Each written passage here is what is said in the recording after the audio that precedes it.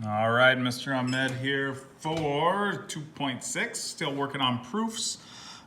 These proofs are going to involve some geometric relationships, and we're just going to kind of keep plugging our way through these two-column proofs with fill in the blanks. That's kind of the same type of problem you should expect to see on the test. So, the first one wants us to prove that angle 1 is congruent to angle 2. This one seems very obvious in nature because they're both right angles. However, for us to prove that the right angles are congruent, I actually have to step through it piece by piece to make sure that is true for every case. So, the first one says we are given that angle 1 and angle 2 are right angles. Notice they're both marked, so angle 1 and 2 are right angles is our given. The next thing we know is that angle 1 is equal to 90 and angle 2 is equal to 90. The reason is if it's a right angle, then it's 90 degrees. So that is the definition of right angle. I abbreviate quite a few things on these. So RT for right. Step 3, transitive properties, what we're supposed to be using. So when I look at this, 1's equal to 90, 2's equal to 90. So the measure of angle 1 is also equal to the measure of angle 2. Transitive property of equality, since it was an equal sign. You also could have used the substitution property of equality for that as well. Then it switches to say angle 1's congruent to angle 2, so it changed from equal to congruent, and that is the definition of congruent angles because we are working with angles. If these would have been segments, it would say the definition of congruent segments. So the next couple things we're going to talk about are some pretty important pieces moving forward. The first one's the linear pair. With a linear pair, we define those as two adjacent angles whose non-shared side form opposite rays. So essentially they make a line. Linear pairs make a line. So two angles, angle 1, angle 2, make a line.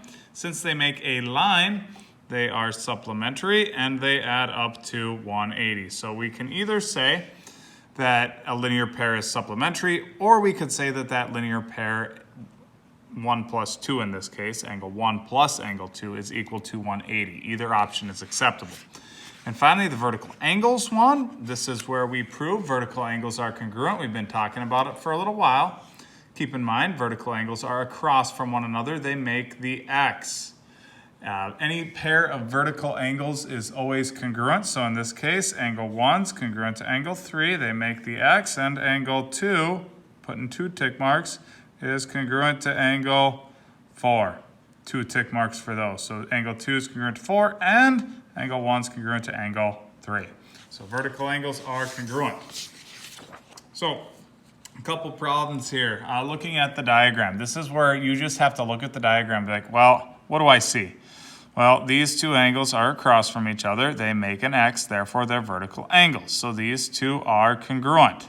So 3x plus 1 has to equal 148, and then we could solve. We're looking to set up an equation to solve for x. So minus our 1, 3x equals 147. And when we divide, 147 divided by 3 is 49. And the next one, when I look at the diagram, what do I see? Well, I see a line. And I'm going to make those points rather than just endings. If they make a line, they have to add up to 180 degrees. So we would say 7q minus 46 plus 3q plus 6 equals 180. They are a linear pair. So they're supplementary, they add up to 180. So that is our equation. Now we can solve it. 10q minus 40, combined like terms, equals 180. 10q equals 220. And when we divide by 10, q is equal to 22. We have it. We'll see quite a few problems like this throughout the rest of the year. So be prepared for those. Have a good one. That wraps up Chapter 2.